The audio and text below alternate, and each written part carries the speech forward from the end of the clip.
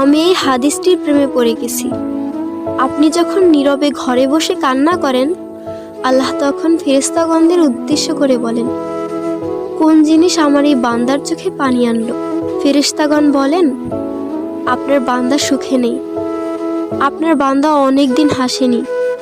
এই বলে ফেরেশতাগণ কান্না করতে থাকেন এবং আল্লাহকে বলেন, হে আমার রব, আপনি জানেন আপনার এই বান্দার হৃদয়ে কি রয়েছে, অতএব আপনি তার জন্য সবকিছু সহজ করে দিন।